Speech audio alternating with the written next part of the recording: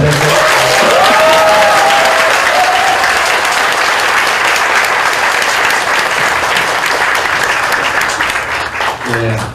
반갑습니다. 여기 옆에 죽이는 이야기 공연 줄 많이 서 있던데 거기 안 가시고 별로 재미도 없는 여기를 오셔가지고 어떻게 죽이는 이야기 못지않게 해드려야 되나 고민이 많습니다. 벙커원에 오신 것을 환영하고요.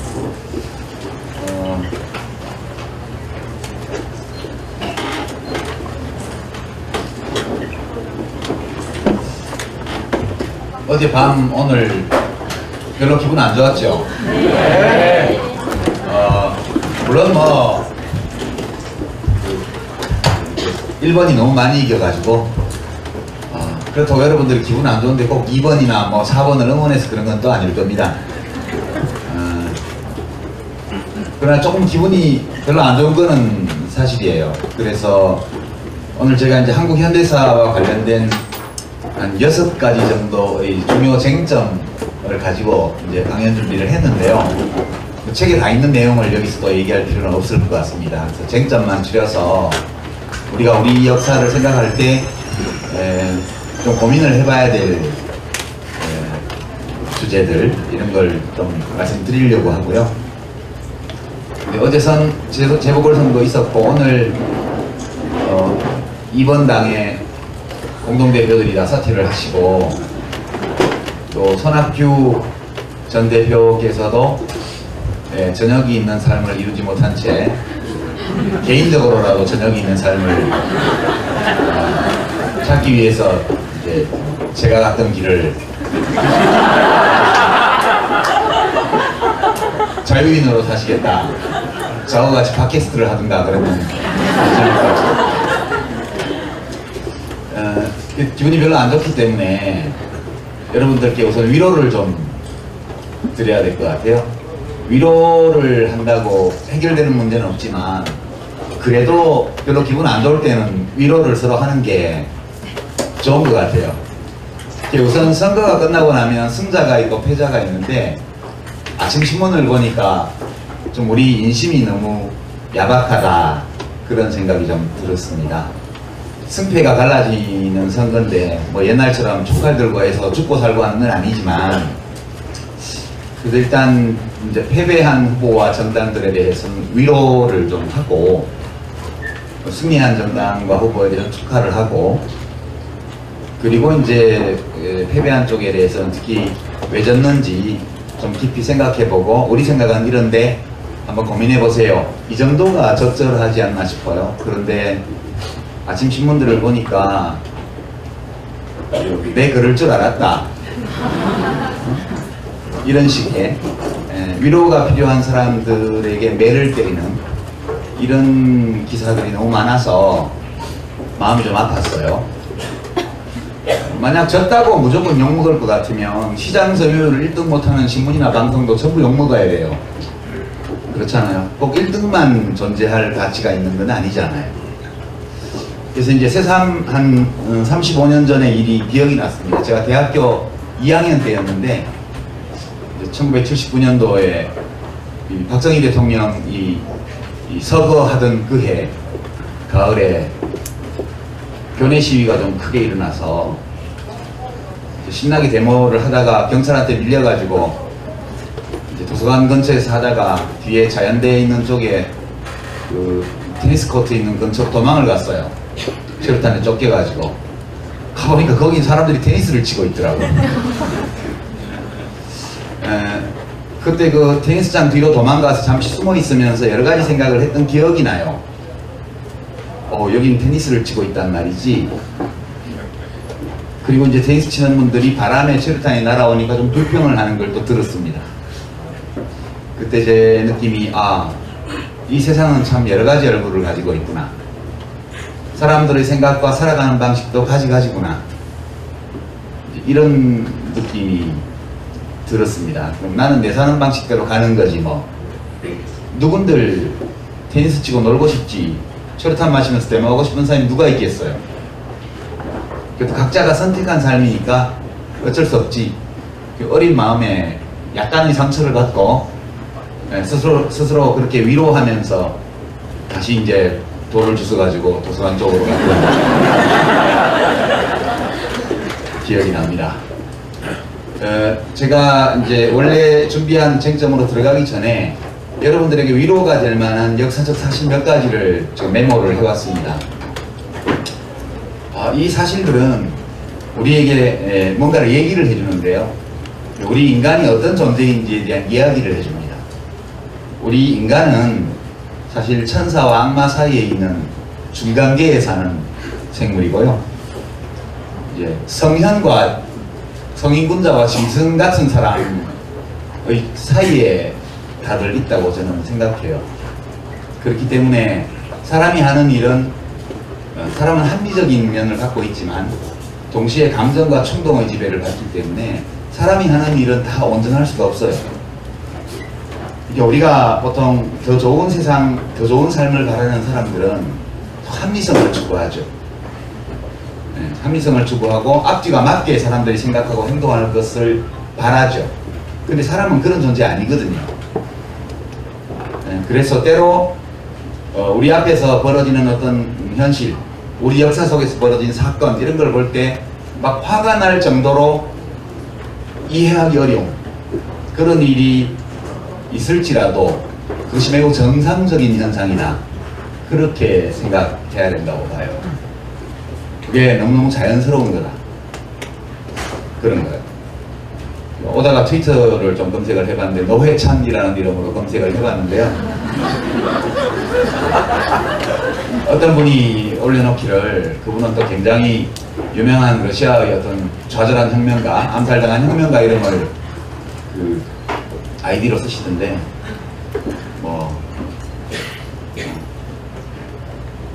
노동당의 야무기가 사퇴했다고 해서 그 표가 전부 노회찬으로 갔다는 보장이 없다는 사실을 지적하는 그런 이제 멘션을 남겼더라고요. 옳은 말이죠. 그렇지만 위로는 안 되죠. 그죠? 옳은 말인데 위로는 안 돼요. 이성적으로 생각하면 맞아, 그래. 또 어떤 분은 닉도 괴상한 분이던데요. 7월은 기분 좋게 마감한다. 안철수 김한길의 사태와 노회찬의 낙선을 보는 것만으로 크게 기쁜 7월이었다, 그렇게 올려놨더라고요. 세상은 넓죠. 사람은 많고요. 그 많은 사람들이 서로 다 다릅니다.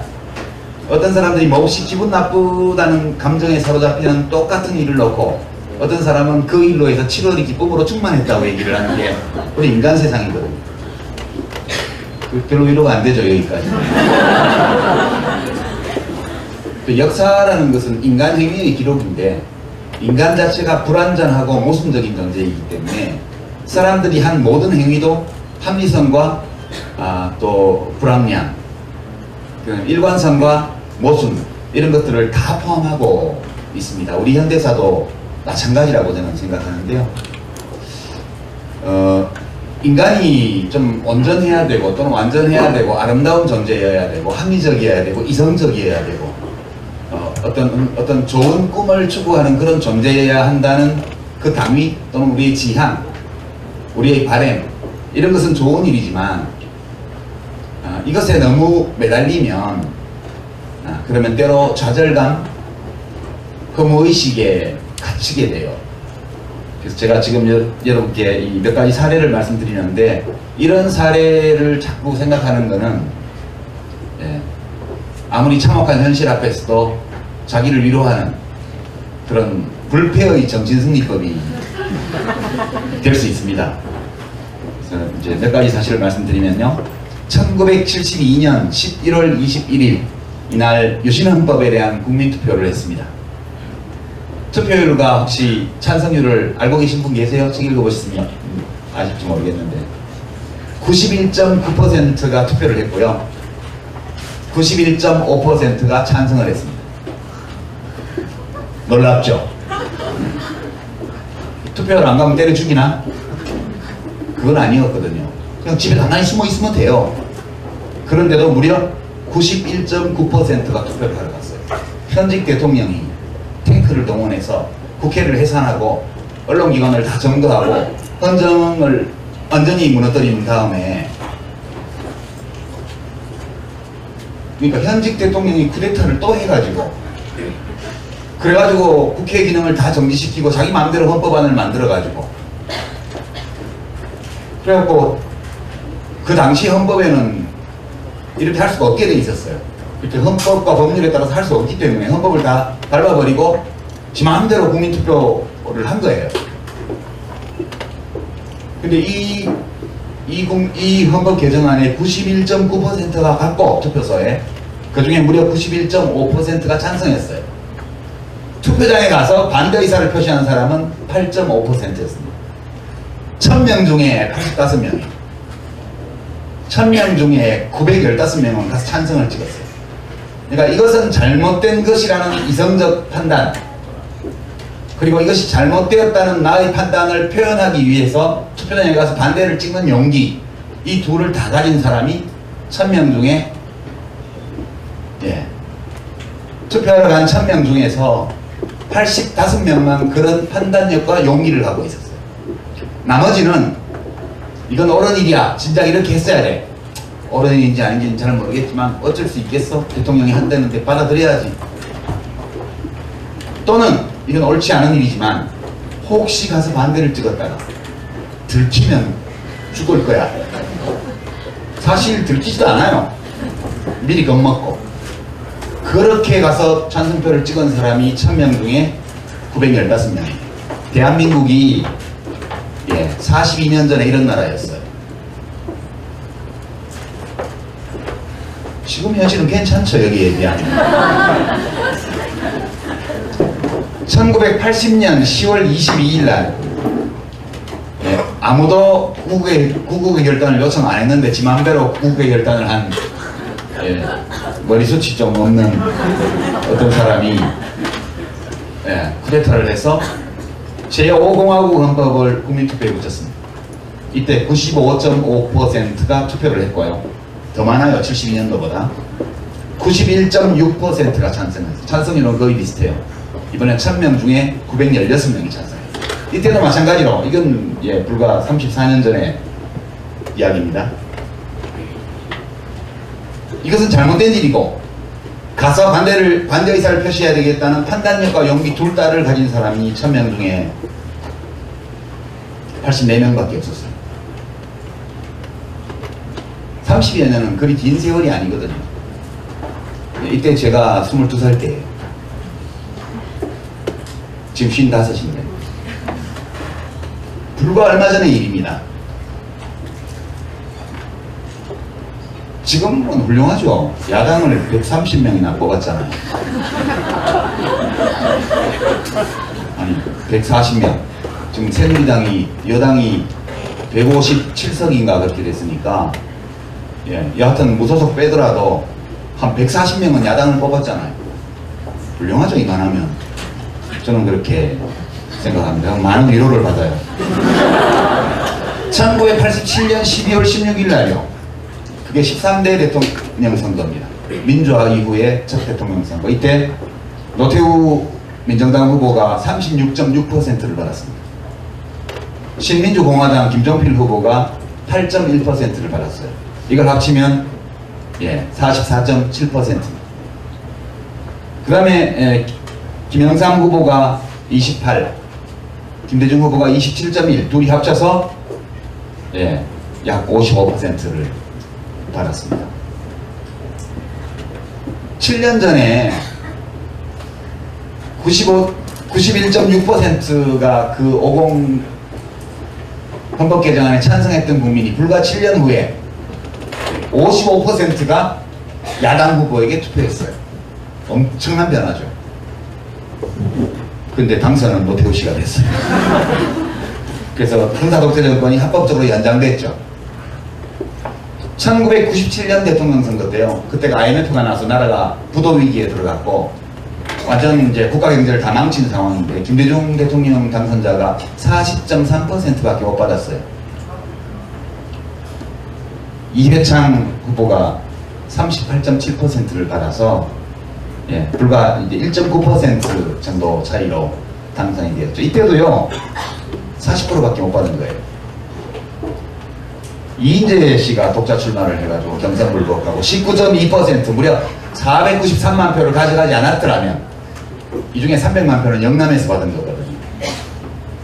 그랬더라면 김대중 후보가 당선될 수 없었으리라고 저는 봐요. 그래서 사람들이 다 착해야 착한 일을 할 수 있는 것은 아니다.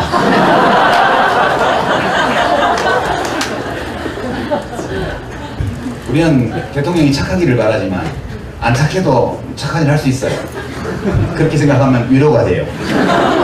이런 사실들을 보면 지금 우리 국민들이 선거 때마다 하는 선택 이런 것들이 내 마음에 안 들 수 있어요.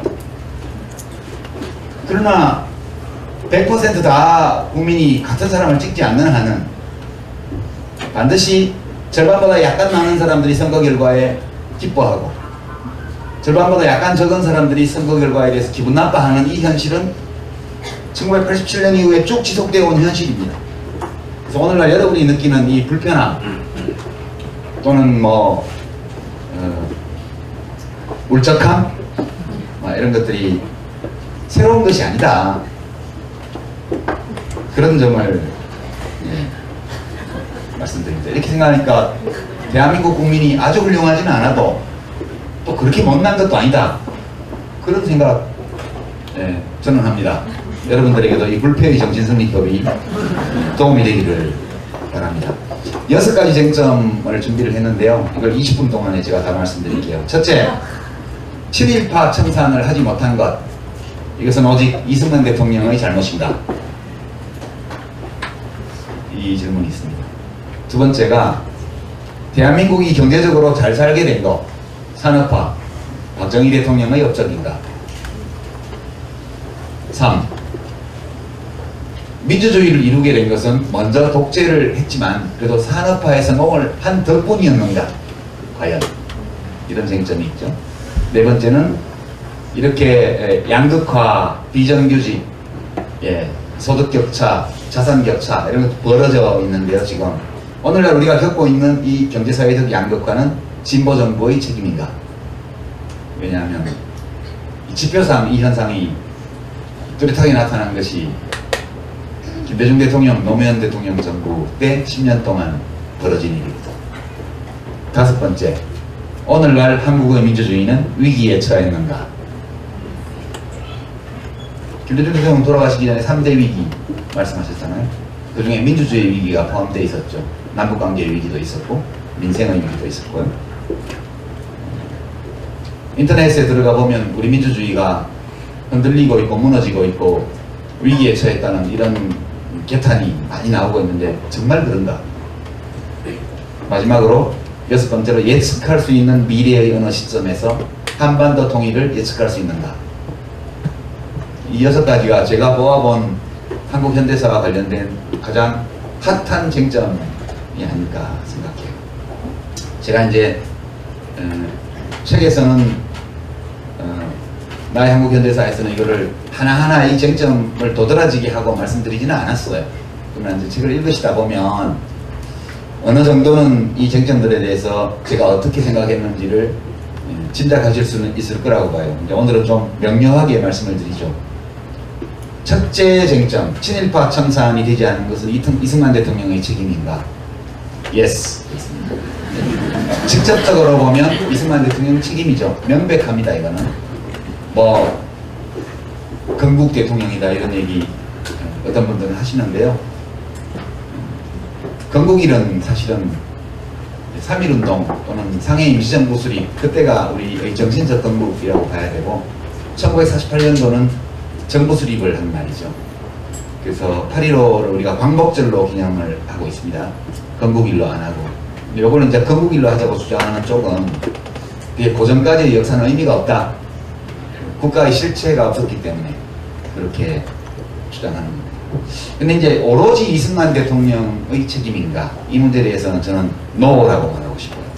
근본적으로 보면 민족주의 정치 세력이 너무 약했기 때문이다. 기본적으로. 친일파가 자기를 지키려고 하는 건 당연하잖아요. 자기중심성이나 생존의 욕구라는 것은 만인에게 주어져 있는 천부적 권리이기 때문에 친일파들이 그걸 행사하려고 하고 확보하려고 했다는 것은 너무 자연스러운 거예요. 그걸 넘어서려면 이 친일잔재를 청산하는 이것을 내세운 정치 세력이 다수 국민의 지지를 받을 수 있어야 되는데 그럴 만한 정치 세력이 없었죠. 초기에 이승만 대통령과 손잡았던 한민당, 그게 이제 기반이 일제 때 뭐 스스로 좋아서 했던 싫은데도 어쩔 수 없이 했던 여하튼 그런 혐의를 받고 있는 지주 세력에 기반을 둔 정당이었고요. 사실상 민족주의 정치 세력은 현실 정치 안에서 발을 못 디뎌놨어요. 그게 민족주의하고 공산주의, 사회주의하고 막 뒤섞여 있었기 때문에 미군 정상에서 이게 안착되기가 어려웠고요.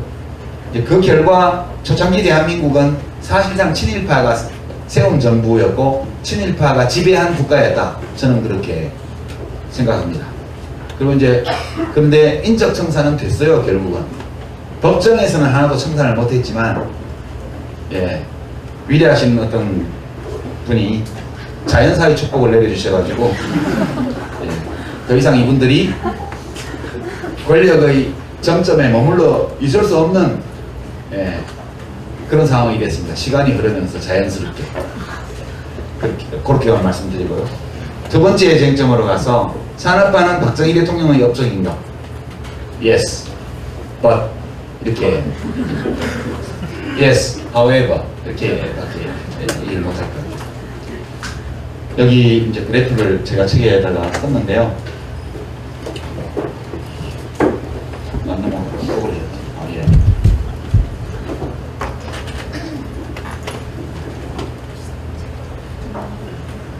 이게 1인당 GDP를 1960년부터 59년부터 시작해서 1960년부터 2014년까지 그려놓은 겁니다. 이걸 이제 꼭지점을 선으로 연결하면 이렇게 되죠. 여기 보시면 5.16 쿠데타가 1960년에 61년에 났는데 그때부터 유신 날 때까지는 거의 땅바닥에 붙어 있어요. 1인당 GDP가 80불대에서 시작을 해가지고 성장률이 뭐 5% 6% 가도 워낙 베이스가 낮기 때문에 증가폭은 조금밖에 안 돼요. 80불짜리가 5% 성장하면 4불 성장하는 거니까 84불, 그래서 다시 5% 성장해봐야 90불 그런 거잖아요. 그러니까 거의 표시가 안 나요. 비행기로 치면 활주로 위에 달리는 거예요. 그냥 시동 걸고. 이건 이제 약간 비행기 앞쪽에 들리기 시작한 게 유신이 나던 1972년 무렵이 비행기 앞부분이 약간 들린 상태예요. 가속도가 붙어가지고. 이게 이륙 직전의 상태였기 때문에 박정희 각하께서 이 나라를 이륙시키기 위해서는 내가 독재를 더 해야 되겠어. 그렇게 구국의 결단을 하셔가지고 유신 체제를 만들게 됩니다. 그러면서 비행기가 실제 이륙했습니다.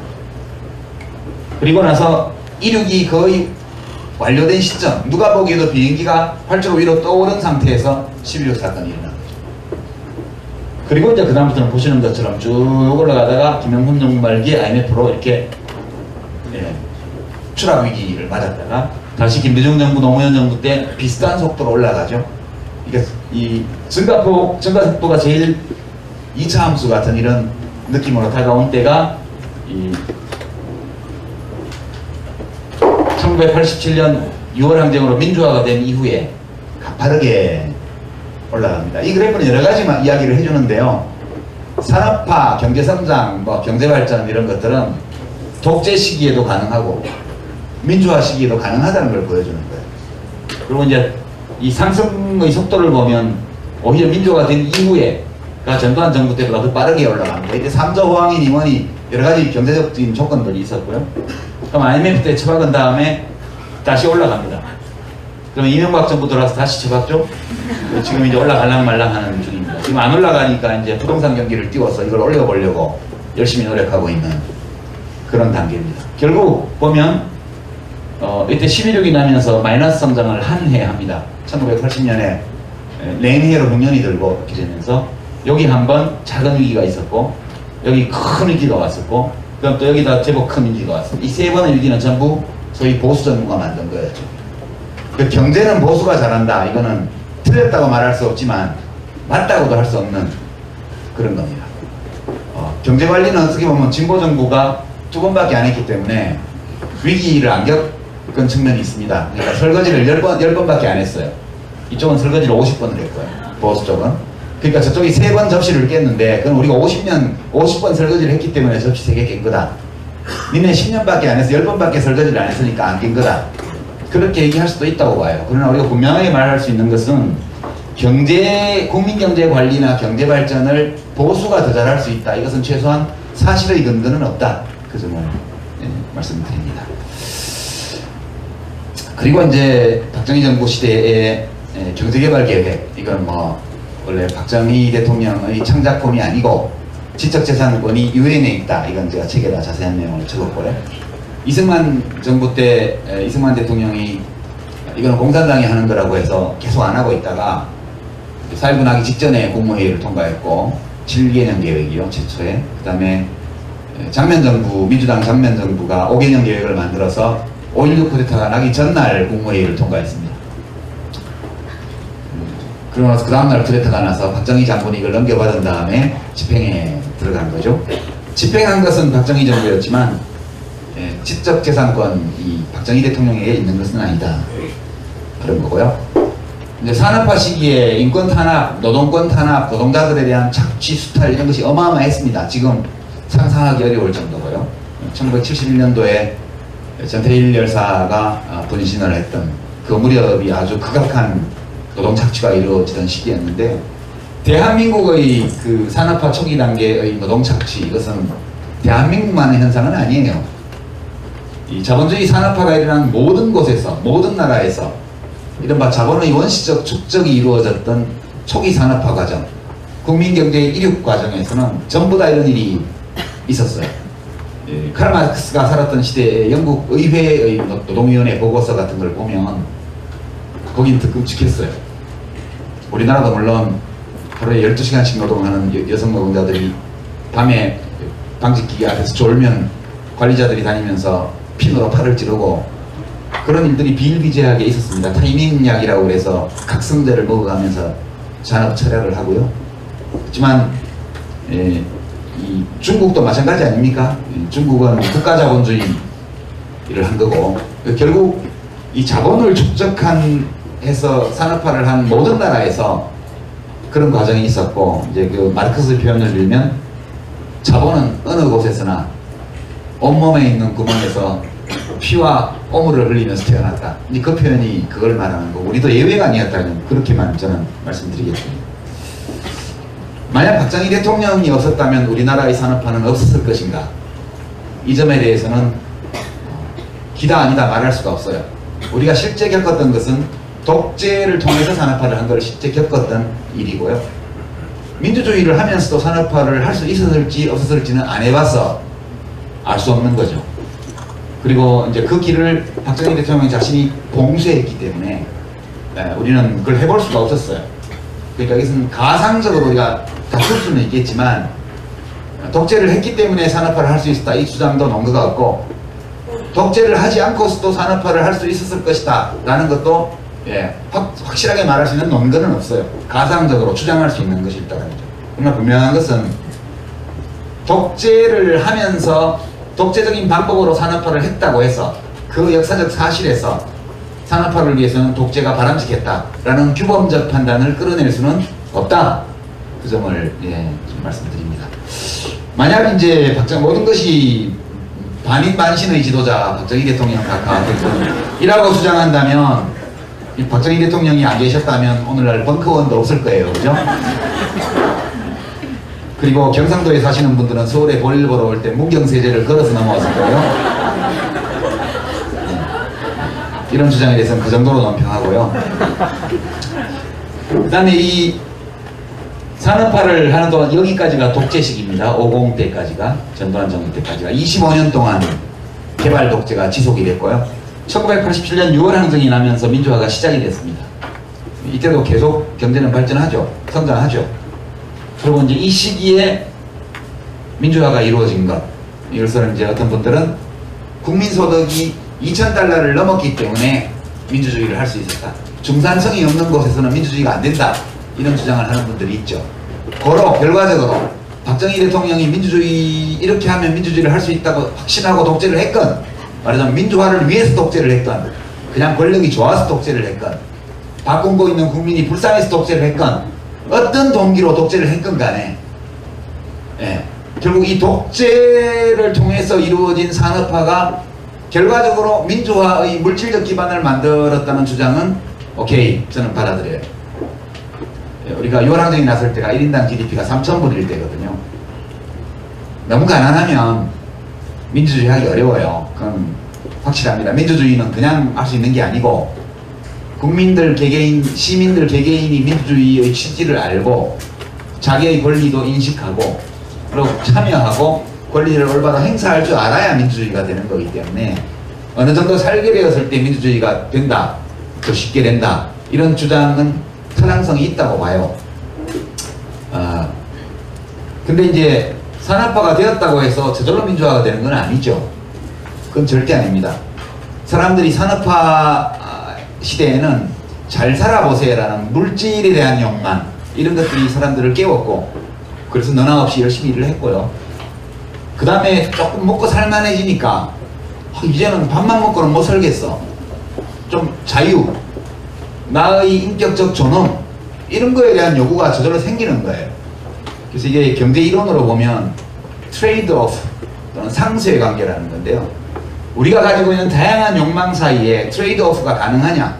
저는 가능하다고 봐요. 우리는 밥도 먹고 싶고요, 좋은 곳에서 잠도 자고 싶고 옷도 잘 입고 싶어요. 이런 물질에 대한 욕망이 있어요. 동시에 자유롭게 살고 싶고 내가 내 스스로를 존중하고 타인을 존중하고 다른 사람으로부터 존중받고 싶다는 욕구 또한 있고요. 그리고 그 자유를 통해서 내가 바람직하다고 내가 원하는 그런 삶을 살아가겠다는 이른바 자아실현의 욕망 또한 가지고 있는 거거든요. 근데 배가 되게 고프면 그러면 밥 줄 테니까 딴 거 좀 접어놓을래? 이러면 오케이, 밥을 준다면 참을 수 있어. 이거 가능하다고 봐요, 저는. 그래서 욕망 사이에 트레이드 오프가 일어날 수 있다는 거예요. 그런 점에서 보면 박정희, 전두환 독재까지는 뭐 하여튼 제가 말 못하겠고, 박정희 대통령의 독재, 이것까지는 일정 부분은 국민들이 마지 못했으라도 수용한 측면이 있다고 봐요. 이런 발언을 또 굉장히 날카로운 분들이 잘못 해석하시게 되면 결국 국민의 동의를 받은 독재였다, 이런 주장을 제가 한 걸로 말씀하실 수도 있는데, 결과적으로 91.6%, 91.5%가 가서 찬성표를 찍었잖아요. 물론 공포 분위기 속에서 한 거지만 그래도 저항하려면 할 수 없었던 건 아니에요. 그런 점에서 보면 적어도 소극적인 측면에서 받아들였던 측면이 있다고 저는 봐요. 또 이것을 도저히 참을 수 없게 되었을 때 그때 이제 민주화가 시작된 거죠. 1979년 부마항쟁이 일어나고 나서 집권 세력의 내분이 일어나서 김재규 중앙정보부장이 박정희 대통령을 권총으로 살해했습니다. 이제 그런 점에서 보면 박정희 대통령은 자기 성공의 희생자라고 볼 수 있다고 저는 봐요.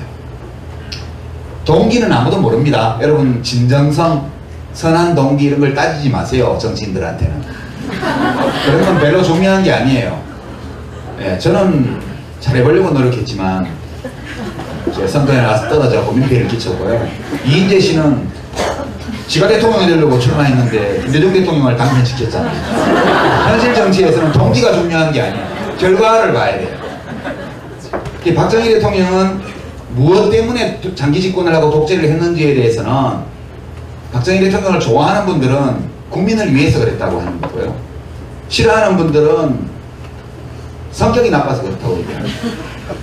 제가 생각하기에는 그분은 권력을 좋아했어요. 권력을 가지고 싶어 했어요. 그게 인간의 욕망 중에 하나거든요. 다른 사람에게 인정받고 존경받고 싶다는 욕구, 다른 사람을 자기의 영향력으로 좌우하고 싶은 지배 욕구, 이런 것들이 다 우리들의 본능 중에 하나예요. 박정희 대통령은 한때 손가락 잘라서 혈서 써가지고 만주 군관학교 들어갔다가 거기 수석 졸업하고 일본 육사에 편입해서 3등으로 졸업한 우수한 일본군 장교였고요. 친일파죠. 그 다음에 해방 후에는 국군이 되었고요. 일제가 패망하고는 광복군 찾아가가지고 광복군이 그때 장교 경력이 있는 사람들을 구하고 있었기 때문에 광복군 장교가 돼서 미군 배를 타고 귀국하잖아요. 그런 다음에 여기 와서는 다시 남도당이 돼요. 남도당이요. 남도당 군사조직에 가담을 하잖아요. 그래갖고 나중에 들켜가지고 죽을 뻔했는데 또 이제 살려줬죠. 이제 백선엽 장군이라고 그 6.25 전쟁 영웅 그분이 살려준 거예요. 박근혜 대통령이 그분을 만나면 얼굴이 환해지잖아요. 작년에 만났을 때 자기 아버지 언인이기 때문에 아버지를 안 살려줬으면 박근혜 대통령도 없는 거잖아요. 그것은 인지상정이라고 저는 생각을 해요.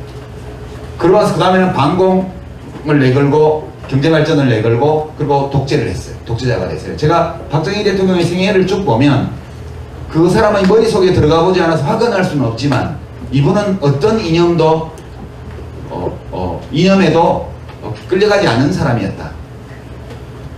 필요하면 어떤 이념도 다 받아들일 수 있는 거예요. 반공주의, 공산주의 다 받을 수 있어요. 권력만 잡을 수 있다면. 일제시대 때에는 친일파를 해야 권력에 가까이 갈 수 있기 때문에 간 거고요. 해방 후에는 또 국군이 돼야 미군정하니까 국군이 돼야 되는 거고 6.25 전쟁이 나기 직전에는 보니까 북한이 여러모로 세잖아요. 좀 있으면 미군이 철수하고 에치선 라인에서 뭐 제외되고 이러면 공산당이 내려와서 다 먹을 것 같거든. 그러니까 또 남도당이 가입한 거예요. 그럼 쿠데타를 한 것도 자기가 권력을 잡고 싶어서 한 거고 경제발전을 한 거는 쿠데타를 정당화할 수 있는 유일한 근거가 잘 먹고 잘 살게 해줬다는 거기 때문에 그래서 산업화를 한 거고 저는 그렇게 추측해요. 그냥 추측.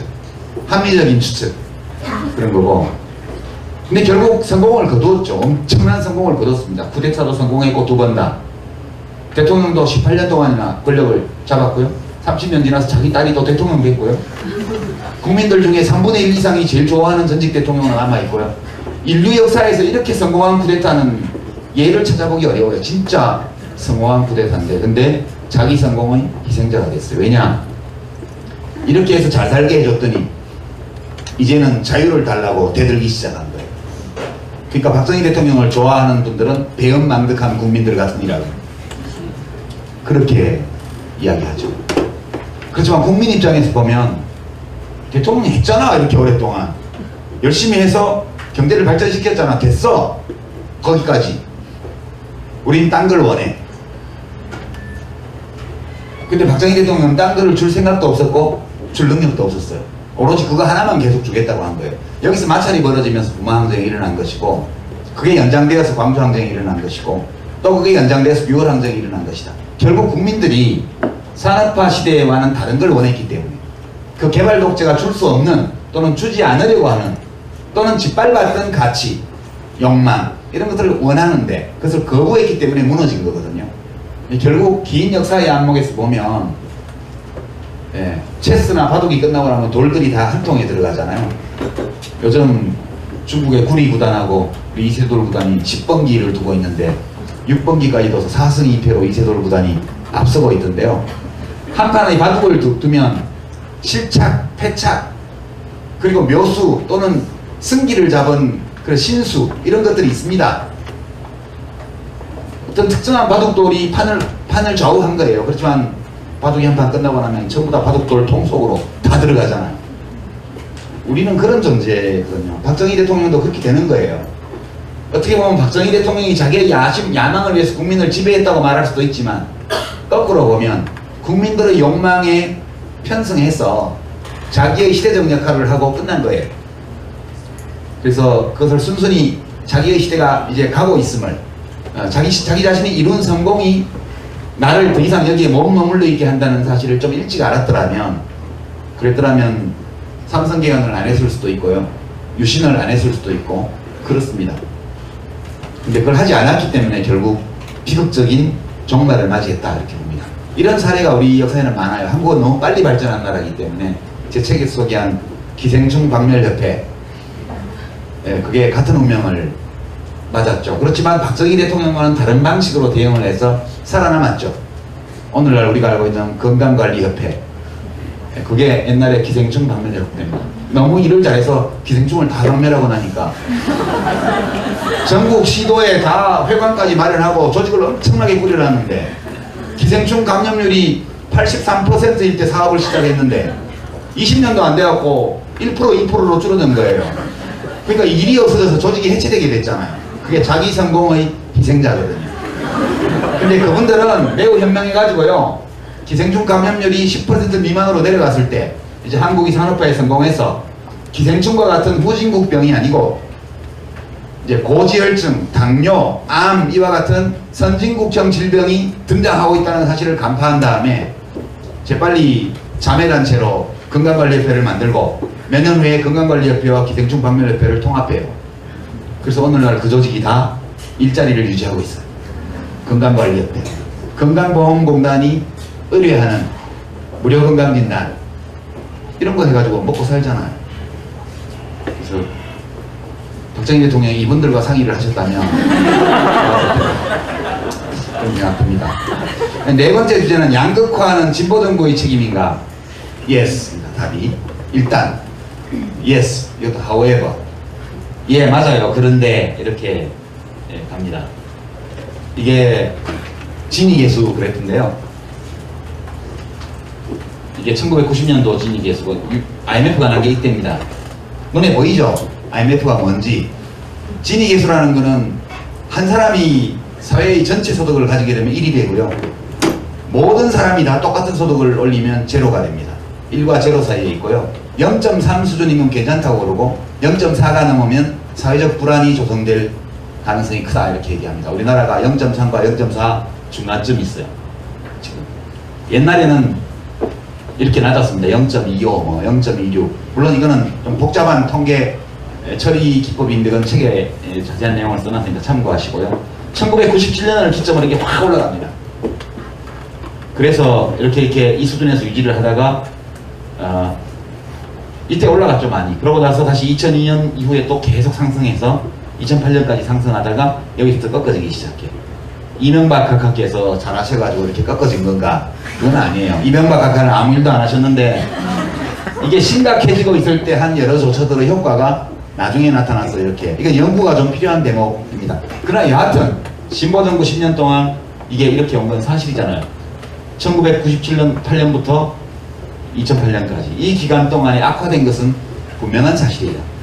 근데 왜 악화되었나? 이 얘기를 하면 또 경복궁 무너지면 대원군 책임이냐 그런 얘기 나올 수도 있는데요. 본질적으로 보면 IMF 경제위기 때문이라는 그래프상으로 명백합니다.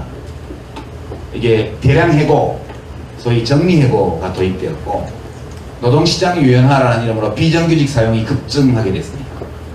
2006년도에 비정규직법을 만들었는데 이 정도의 법 가지고는 안 막아질 만큼 문제가 심각했던 겁니다. 그러나 이때 만든 법이 더 악화되는 것을 막았어요. 더 악화되는 거는. 왜냐하면 그 2년 유예기간을 줘서 2006년에 통과시키고 나서 발효된 게 2008년, 2009년 무렵에 비정규직법이 그 불완전한 법이지만 발효되기 시작합니다. 그러면서 이게 꺾어지죠. 결국 결론은 데이터를 보면 진보정부 때 벌어진 게 맞다. 그러나 그 원인을 본다면 IMF 경제 신차 통치, 그 다음에 국제적 대세가 되었던 신자유주의 세계화, 국내 담론 시장에서 작은 정부론을 펼치는 보수 담론의 압도적 우위, 진보정부의 역량 부족 이런 것들이 겹쳐서 결과적으로 우리 경제가 걸어왔던 역사적 경로 의존성, 역사적 환경 이런 것들을 진보정부가 극복하기에 능력이 모자랐었다. 그 점을 좀 확실히 반성해야 된다 저는 그렇게 생각해요.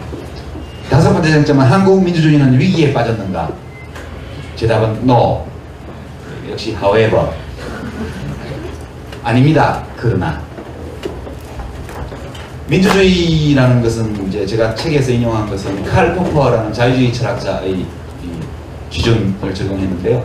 다수 국민이 마음을 먹었을 때 평화적 합법적으로 집권 세력을 교체할 수 있으면 그것은 민주국가예요. 제도 자체가 없거나 제도가 있지만 제도가 작동할 수 없는 조건에 있으면 그거는 전제정치예요. 전제정치 아래에서는 국민의 저항권 행사가 정당해져요. 모든 법률을 어기면서 저항을 해도 그건 정당해요. 그게 유월항쟁 같은 거죠. 우리나라의 경우를 치면. 그래서 우리 제도는 1987년도에 만든 민주주의 제도가 그대로 다 살아있습니다. 지금. 물론 그 뒤에 만든 국가인권위원회라든가 이런 것들, 뭐 민주화운동 기념사업회라든가 이런 기구들이 있는데 이 기구들이 정상적으로 운영이 안 되고 있긴 하죠. 헌법이 규정하고 있는 사법제도나 이런 것도 온전하게 기능을 하지 않는 건 이건 사실이에요. 왜냐하면 MB 각하 이후에 지금 7년 차가 되고 있는데 뭐 국가인권위원회 위원장을 인권의식이 전혀 없는 사람을 갖다 놓으면 자동적으로 그 기구가 무력화되는 거거든요. 그러나 없애지는 못했죠. 2년마다, 4년마다 하는 지방선거, 5년마다 하는 대통령 선거, 또 4년마다 하는 국회의원 선거 없앴습니까? 못 없앴어요. 상권 분립제도 없앴냐? 못 없앴습니다. 언론 자유 없앴냐? 언론을 다 자기 편으로 만들어서 그렇지 언론 자유를 없앤 건 아니에요. 하여튼 제도 자체는 살아있어요. 다만 우리 민주주의가 아직 뿌리가 얕기 때문에 권력을 쥐고 있는 쪽에서 헌법과 민주주의의 원리를 존중하려고 하면 이게 잘 운영이 되고 이거를 무시하려고 그러면 삐그덕거려요. 그러니까 민주적 제도와 비민주적인 의식, 행동 양식 사이에 마찰이 일어나고 있는 거거든요. 이거는 간단해요. 정권을 바꾸면 국가인권위원회에 인권의식이 투철한 분을 위원장으로 보내면 그거 금방 살아나요. 그렇잖아요. KBS, MBC에 사장 제대로 된 언론인을 보내면 금방 살아나요. 그런 거기 때문에 민주주의가 제대로 비민주적으로 제도를 운영함으로써 마찰이 일어나고 있을 뿐 우리 민주주의 자체가 위기에 빠졌다거나 무너졌다 저는 그렇게 생각하지 않습니다. 그 다음에 그러면 왜 헌법을 무시하는 그런 정치 세력이 집권을 했냐? 그건 국민들이 뽑아주니까 집권한 거죠. 그렇습니다. 7년 전에 되게 우리가 사기를 당했잖아요. 747. 그쵸? 그 다음에 이제 4대강 볼을 만들어서 물을 가두면 물이 맑아진다. 사기잖아요. 완전히 일자리가 몇십만 개가 생긴다. 다 사기예요. 7% 경제성장, 4만 달러 다 사기입니다. 뭐 로봇 물고기 처음부터 사기였고 다 사기인데 국민들이 사기를 기꺼이 당했잖아요. 기꺼이. 그때는 제가 저 사람 사기꾼이다 얘기하면 너 성격 나쁜 놈 이렇게 얘기를 할 때예요. 그래서 그때는 말을 못했어요. 그게 후회가 되어서 재작년에는 일본 후보가 대통령이 되면 사리의 어두운 대통령을 이용하는 황관 정치가 바로 할 거다. 그렇게 제가 얘기를 했습니다. 지금 그렇게 됐지 않나요? 예. 그리고 말로 안 하고 힘으로 할 거다. 사람들 감옥 보낼 거다. 지금 권은희 국회의원을 위정의 혐의로 지금 조사하겠다고 지금 검찰에서 나오고 있죠. 그렇습니다. 뒤끝 장렬이거든요. 혁신 장렬이 아니고. 근데 사람들이 사기인데 아무리 사기라고 그래도 안 믿어줬어요. 그 사기를 당하고 나서 지금은 이명박 대통령 호감도가 1%거든요. 전직 대통령 조사를 하면. 속으로 사기 당했다는 걸 알고 있어요. 그러나 절대 인정 안 해요. 그리고 또 사기치는 사람을 뽑아줬어요. 뭐 인혁당 유족들 만나서 손잡아주고 봉화마을 가서 절하고 뭐 김대중 묘역 참배하고 뭐 언론 장악 절대로 안 하겠습니다. 할 수도 없고 하지도 할 생각도 없습니다. 이 얘기 다 했잖아요. 그리고 유족들 세월호 유가족들 말씀이 제일 중요합니다. 의견이 눈물 흘리면서 32초 동안 눈 뜨고 눈물 흘리면서 했는데 안 하잖아요. 지금 다 사기란 말이에요. 사기인데 이 사기를 당해놓고도 인정하기 싫은 거예요.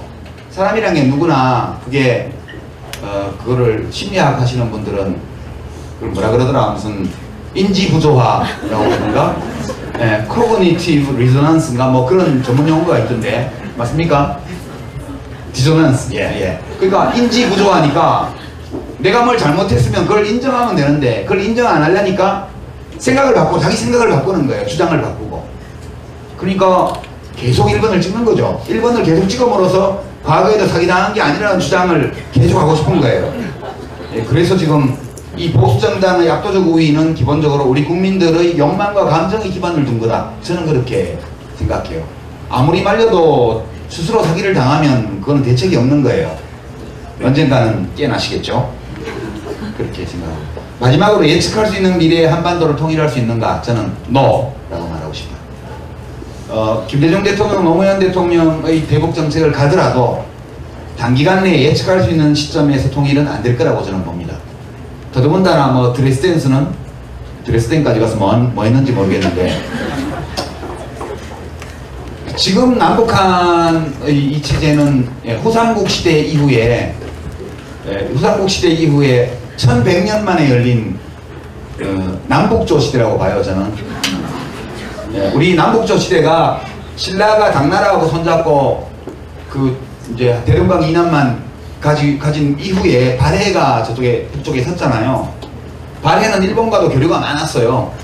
근데 신라하고는 왼수잖아요. 신라하고는 이게 교류가 별로 없었어요. 적대적이고. 근데 우리 민족사에는 발해하고 신라를 같이 넣어놓고 그 우리 민족사라고 그러잖아요.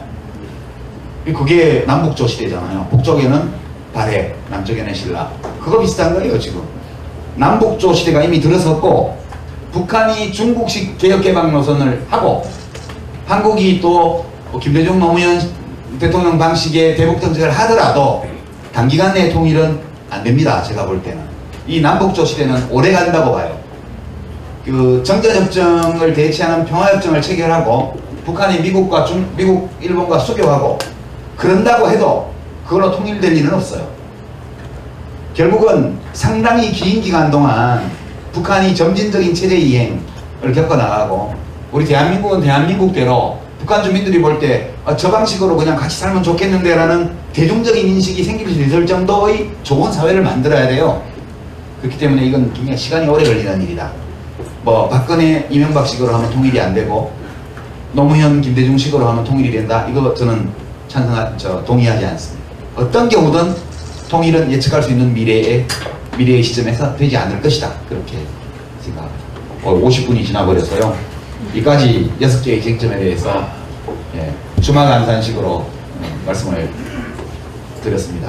저는 뒤에 쟁점에 대한 말씀보다는 앞에 위로 정신승리법 여러분들 경험을 갖기를 바랐는데 그 정도는 위로가 잘 안 되는 것 같아요. 그죠? 여기까지 마치고 질의응답 시간으로 넘어갑니다.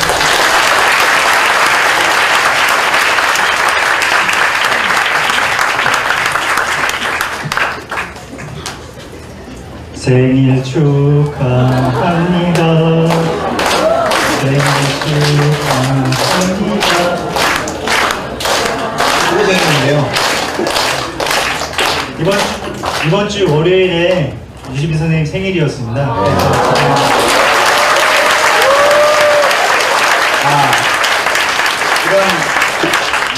이런 광신도 집회 같은 분위기를 연출합니다. 생일은 극히 내밀한 사생활이기 때문에 지금 케이크를 준비하고 있는 것 같은데 케이크 뭐 끝나고 하죠. 뭐 됐나요?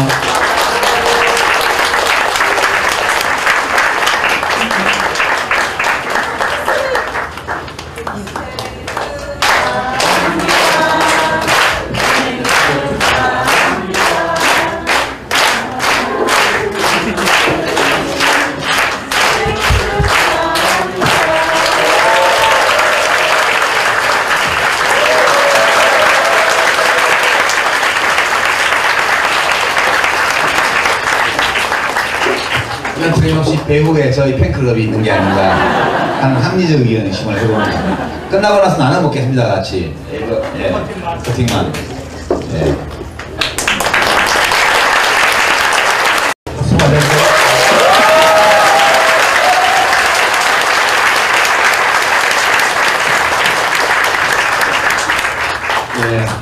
반갑습니다. 여기 옆에 죽이는 이야기 공연 줄 많이 서 있던데 거기 안 가시고 별로 재미도 없는 여기를 오셔가지고 어떻게 죽이는 이야기 못지않게 해드려야 되나 고민이 많습니다. 건건에 오신 것을 환영하고요.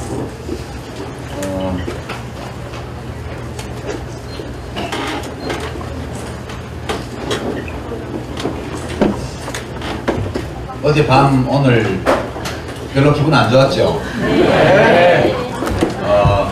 물론 뭐 1번이 너무 많이 이겨가지고 그렇다고 여러분들이 기분 안 좋은데 꼭 2번이나 뭐 4번을 응원해서 그런 건 또 아닐 겁니다. 그러나 조금 기분이 별로 안 좋은 거는 사실이에요. 그래서 오늘 제가 이제 한국 현대사와 관련된 한 6가지 정도의 중요 쟁점을 가지고 이제 강연 준비를 했는데요. 책에 다 있는 내용을 여기서 또 얘기할 필요는 없을 것 같습니다. 그래서 쟁점만 줄여서 우리가 우리 역사를 생각할 때 좀 고민을 해봐야 될 주제들 이런 걸 좀 말씀드리려고 하고요. 어제선 재보궐선거 있었고 오늘 이번 당의 공동대표들이 다 사퇴를 하시고 또 손학규 전 대표께서도 저녁이 있는 삶을 이루지 못한 채 개인적으로라도 저녁이 있는 삶을 찾기 위해서 이제 제가 갔던 길을 자유인으로 사시겠다. 저하고 같이 팟캐스트를 하든가 그러면 기분이 별로 안 좋기 때문에 여러분들께 우선 위로를 좀 드려야 될 것 같아요. 위로를 한다고 해결되는 문제는 없지만 그래도 별로 기분 안 좋을 때는 위로를 서로 하는 게 좋은 것 같아요. 우선 선거가 끝나고 나면 승자가 있고 패자가 있는데 아침 신문을 보니까 좀 우리 인심이 너무 야박하다 그런 생각이 좀 들었습니다.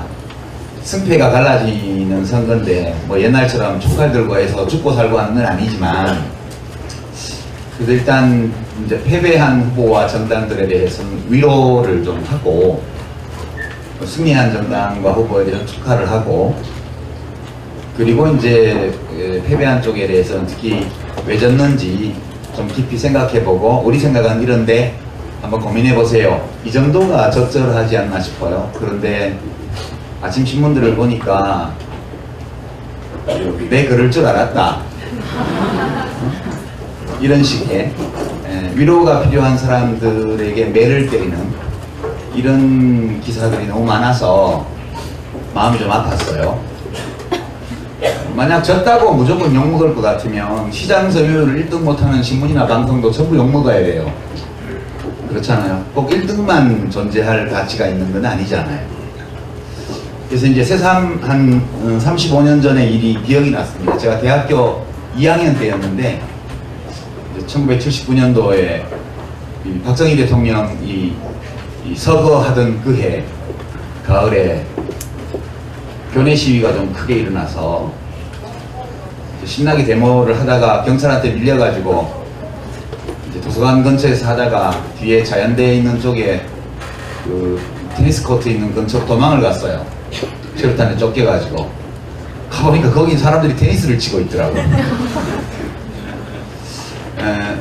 그때 그 테니스장 뒤로 도망가서 잠시 숨어 있으면서 여러 가지 생각을 했던 기억이 나요. 여긴 테니스를 치고 있단 말이지. 그리고 이제 테니스 치는 분들이 바람에 체류탄이 날아오니까 좀 불평을 하는 걸 또 들었습니다. 그때 제 느낌이 이 세상은 참 여러 가지 얼굴을 가지고 있구나. 사람들의 생각과 살아가는 방식도 가지가지구나. 이런 느낌이 들었습니다. 그럼 나는 내 사는 방식대로 가는 거지 뭐. 누군들 테니스 치고 놀고 싶지 체류탄 마시면서 데모하고 싶은 사람이 누가 있겠어요. 그래도 각자가 선택한 삶이니까 어쩔 수 없지. 어린 마음에 약간의 상처를 받고 스스로 그렇게 위로하면서 다시 이제 돌을 주워가지고 도서관 쪽으로 갔던 기억이 납니다. 제가 이제 원래 준비한 쟁점으로 들어가기 전에 여러분들에게 위로가 될 만한 역사적 사실 몇 가지를 지금 메모를 해왔습니다. 이 사실들은 우리에게 뭔가를 얘기를 해주는데요. 우리 인간이 어떤 존재인지에 대한 이야기를 해줍니다. 우리 인간은 사실 천사와 악마 사이에 있는 중간계에 사는 생물이고요. 이제 성인군자와 짐승 같은 사람의 사이에 다들 있다고 저는 생각해요. 그렇기 때문에 사람이 하는 일은 사람은 합리적인 면을 갖고 있지만 동시에 감정과 충동의 지배를 받기 때문에 사람이 하는 일은 다 온전할 수가 없어요. 우리가 보통 더 좋은 세상, 더 좋은 삶을 바라는 사람들은 합리성을 추구하죠. 합리성을 추구하고 앞뒤가 맞게 사람들이 생각하고 행동하는 것을 바라죠. 근데 사람은 그런 존재 아니거든요. 그래서 때로 우리 앞에서 벌어지는 어떤 현실, 우리 역사 속에서 벌어진 사건 이런 걸 볼 때 막 화가 날 정도로 이해하기 어려운 그런 일이 있을지라도 그것이 매우 정상적인 현상이다. 그렇게 생각해야 된다고 봐요. 그게 너무너무 자연스러운 거다. 그런 거예요. 오다가 트위터를 좀 검색을 해봤는데 노회찬이라는 이름으로 검색을 해봤는데요. 어떤 분이 올려놓기를 그분은 또 굉장히 유명한 러시아의 어떤 좌절한 혁명가, 암살당한 혁명가 이름을 그 아이디로 쓰시던데 뭐 노동당의 야무기가 사퇴했다고 해서 그 표가 전부 노회찬으로 갔다는 보장이 없다는 사실을 지적하는 그런 이제 멘션을 남겼더라고요. 옳은 말이죠. 그렇지만 위로는 안 되죠. 그죠? 옳은 말인데 위로는 안 돼요. 이성적으로 생각하면 맞아, 그래. 또 어떤 분은 뭐 닉도 괴상한 분이던데요. 7월은 기분 좋게 마감한다. 안철수 김한길의 사태와 노회찬의 낙선을 보는 것만으로 크게 기쁜 7월이었다. 그렇게 올려놨더라고요. 세상은 넓죠. 사람은 많고요. 그 많은 사람들이 서로 다 다릅니다. 어떤 사람들이 몹시 기분 나쁘다는 감정에 사로잡히는 똑같은 일을 놓고 어떤 사람은 그 일로 해서 7월이 기쁨으로 충만했다고 얘기를 하는 게 우리 인간 세상이거든요. 별로 위로가 안 되죠, 여기까지. 역사라는 것은 인간 행위의 기록인데 인간 자체가 불완전하고 모순적인 존재이기 때문에 사람들이 한 모든 행위도 합리성과 또 불합리한 일관성과 모순 이런 것들을 다 포함하고 있습니다. 우리 현대사도 마찬가지라고 저는 생각하는데요. 인간이 좀 온전해야 되고 또는 완전해야 되고 아름다운 존재여야 되고 합리적이어야 되고 이성적이어야 되고 어떤 좋은 꿈을 추구하는 그런 존재여야 한다는 그 당위 또는 우리의 지향, 우리의 바램 이런 것은 좋은 일이지만 이것에 너무 매달리면 그러면 때로 좌절감, 허무의식에 갇히게 돼요. 그래서 제가 지금 여러분께 이 몇 가지 사례를 말씀드리는데 이런 사례를 자꾸 생각하는 거는 아무리 참혹한 현실 앞에서도 자기를 위로하는 그런 불패의 정신승리법이 될 수 있습니다. 그래서 이제 몇 가지 사실을 말씀드리면요. 1972년 11월 21일 이날 유신헌법에 대한 국민투표를 했습니다. 투표율과 혹시 찬성률을 알고 계신 분 계세요? 책 읽어보셨으면 아실지 모르겠는데 91.9%가 투표를 했고요. 91.5%가 찬성을 했습니다. 놀랍죠? 투표를 안 가면 때려 죽이나? 그건 아니었거든요. 그냥 집에 가만히 숨어 있으면 돼요. 그런데도 무려 91.9%가 투표를 하러 갔어요. 현직 대통령이 탱크를 동원해서 국회를 해산하고 언론기관을 다 점거하고 헌정을 완전히 무너뜨린 다음에 그러니까 현직 대통령이 쿠데타를 또 해가지고 그래가지고 국회 기능을 다 정지시키고 자기 마음대로 헌법안을 만들어가지고 그래갖고 그 당시 헌법에는 이렇게 할 수가 없게 돼 있었어요. 이렇게 헌법과 법률에 따라서 할 수 없기 때문에 헌법을 다 밟아버리고 지 마음대로 국민투표를 한 거예요. 근데 이 헌법 개정안에 91.9%가 갖고 투표소에 그 중에 무려 91.5%가 찬성했어요. 투표장에 가서 반대 의사를 표시한 사람은 8.5%였습니다. 1000명 중에 85명이 1000명 중에 915명은 가서 찬성을 찍었어요. 그러니까 이것은 잘못된 것이라는 이성적 판단 그리고 이것이 잘못되었다는 나의 판단을 표현하기 위해서 투표장에 가서 반대를 찍는 용기 이 둘을 다 가진 사람이 1000명 중에 투표하러 간 1000명 중에서 85명만 그런 판단력과 용기를 갖고 있었어요. 나머지는 이건 옳은 일이야. 진작 이렇게 했어야 돼. 옳은 일인지 아닌지는 잘 모르겠지만 어쩔 수 있겠어? 대통령이 한다는데 받아들여야지.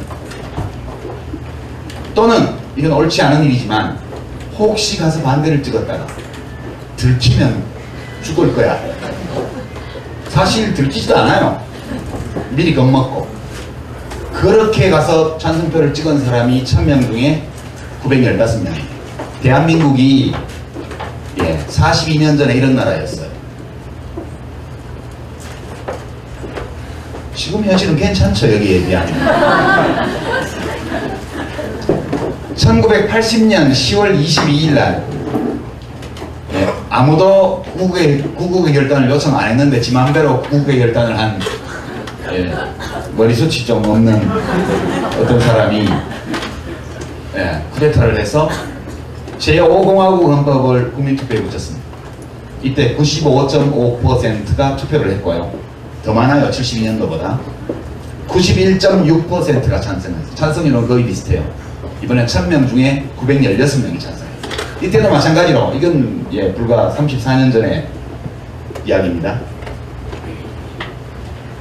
이것은 잘못된 일이고 가서 반대 의사를 표시해야 되겠습니다. 두 번째가 대한민국이 경제적으로 잘 살게 된 거, 산업화, 박정희 대통령의 업적인가.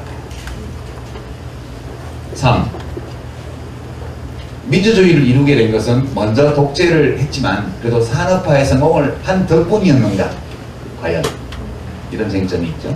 네 번째는 이렇게 양극화, 비정규직, 소득격차, 자산격차 이런 것도 벌어져 있는데요. 지금 오늘날 우리가 겪고 있는 이 경제사회적 양극화는 진보정부의 책임인가. 왜냐하면 이 지표상 이 현상이 뚜렷하게 나타난 것이 김대중 대통령, 노무현 대통령 정부 때 10년 동안 벌어진 일입니다. 다섯 번째, 오늘날 한국의 민주주의는 위기에 처했는가. 김대중 대통령 돌아가시기 전에 3대 위기 말씀하셨잖아요. 그 중에 민주주의 위기가 포함되어 있었죠. 남북관계 위기도 있었고 민생의 위기도 있었고요. 인터넷에 들어가 보면 우리 민주주의가 흔들리고 있고 무너지고 있고 위기에 처했다는 이런 개탄이 많이 나오고 있는데 정말 그런가? 마지막으로 여섯 번째로 예측할 수 있는 미래의 어느 시점에서 한반도 통일을 예측할 수 있는가? 이 여섯 가지가 제가 보아본 한국 현대사와 관련된 가장 핫한 쟁점이 아닐까 생각해요. 제가 이제 책에서는 나의 한국 현대사에서는 이거를 하나하나 이 쟁점을 도드라지게 하고 말씀드리지는 않았어요. 그러면 이제 책을 읽으시다 보면 어느 정도는 이 쟁점들에 대해서 제가 어떻게 생각했는지를 짐작하실 수는 있을 거라고 봐요. 이제 오늘은 좀 명료하게 말씀을 드리죠. 첫째 쟁점, 친일파 청산이 되지 않은 것은 이승만 대통령의 책임인가? Yes. 직접적으로 보면 이승만 대통령 책임이죠. 명백합니다. 이거는 뭐 건국 대통령이다 이런 얘기 어떤 분들은 하시는데요. 건국일은 사실은 3.1운동 또는 상해 임시정부 수립, 그때가 우리의 정신적 건국이라고 봐야 되고 1948년도는 정부 수립을 한 날이죠. 그래서 8.15를 우리가 광복절로 기념을 하고 있습니다. 건국일로 안 하고. 요거는 이제 건국일로 하자고 주장하는 쪽은 그게 고전까지의 역사는 의미가 없다. 국가의 실체가 없었기 때문에 그렇게 주장하는 겁니다. 근데 이제 오로지 이승만 대통령의 책임인가? 이 문제에 대해서는 저는 노라고 말하고 싶어요. 근본적으로 보면 민족주의 정치 세력이 너무 약했기 때문이다. 기본적으로. 친일파가 자기를 지키려고 하는 건 당연하잖아요. 자기중심성이나 생존의 욕구라는 것은 만인에게 주어져 있는 천부적 권리이기 때문에 친일파들이 그걸 행사하려고 하고 확보하려고 했다는 것은 너무 자연스러운 거예요. 그걸 넘어서려면 이 친일잔재를 청산하는 이것을 내세운 정치 세력이 다수 국민의 지지를 받을 수 있어야 되는데 그럴 만한 정치 세력이 없었죠. 초기에 이승만 대통령과 손잡았던 한민당, 이게 이제 기반이 일제 때 뭐 스스로 좋아서 했던 싫은데도 어쩔 수 없이 했던 여하튼 그런 혐의를 받고 있는 지주 세력에 기반을 둔 정당이었고요. 사실상 민족주의 정치 세력은 현실 정치 안에서 발을 못 디뎌놨어요. 그게 민족주의하고 공산주의, 사회주의하고 막 뒤섞여 있었기 때문에 미군 정하에서 이게 안착되기가 어려웠고요. 이제 그 결과 초창기 대한민국은 사실상 친일파가 세운 정부였고 친일파가 지배한 국가였다. 저는 그렇게 생각합니다.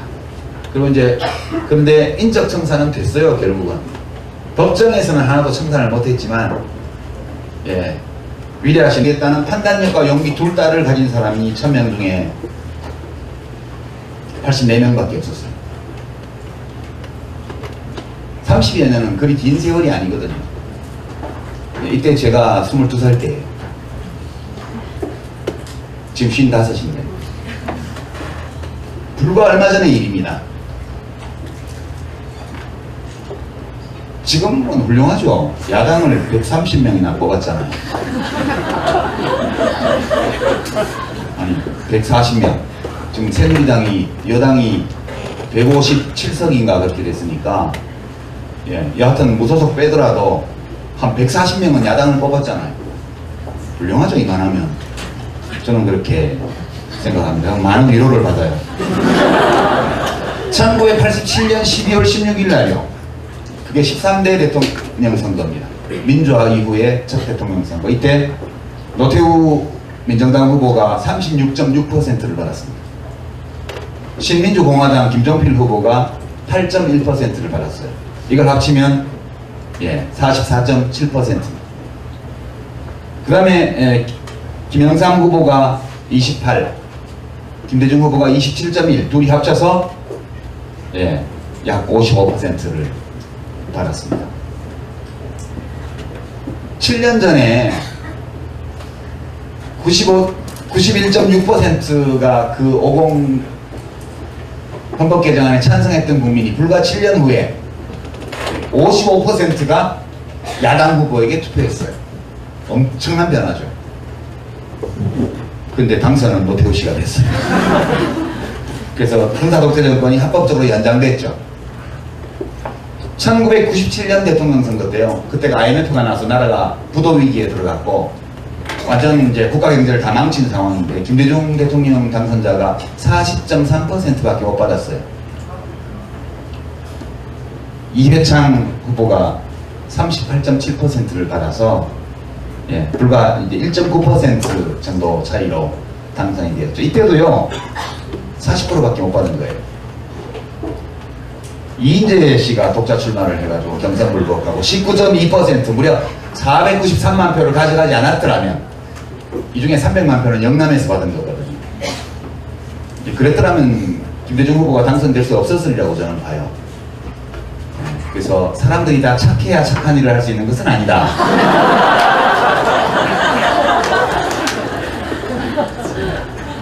우리는 대통령이 착하기를 바라지만 안 착해도 착한 일을 할 수 있어요. 그렇게 생각하면 위로가 돼요. 이런 사실들을 보면 지금 우리 국민들이 선거 때마다 하는 선택 이런 것들이 내 마음에 안 들 수 있어요. 그러나 100% 다 국민이 같은 사람을 찍지 않는 한은 반드시 절반보다 약간 많은 사람들이 선거 결과에 기뻐하고 절반보다 약간 적은 사람들이 선거 결과에 대해서 기분 나빠하는 이 현실은 1987년 이후에 쭉 지속되어 온 현실입니다. 그래서 오늘날 여러분이 느끼는 이 불편함 또는 뭐 울적함 이런 것들이 새로운 것이 아니다. 그런 점을 말씀드립니다. 이렇게 생각하니까 대한민국 국민이 아주 훌륭하지는 않아도 또 그렇게 못난 것도 아니다. 그런 생각 저는 합니다. 여러분들에게도 이 불패의 정신승리법이 도움이 되기를 바랍니다. 6가지 쟁점을 준비를 했는데요. 이걸 20분 동안에 제가 다 말씀드릴게요. 첫째, 친일파 청산을 하지 못한 것. 이것은 오직 이승만 대통령의 잘못입니다. 이 질문이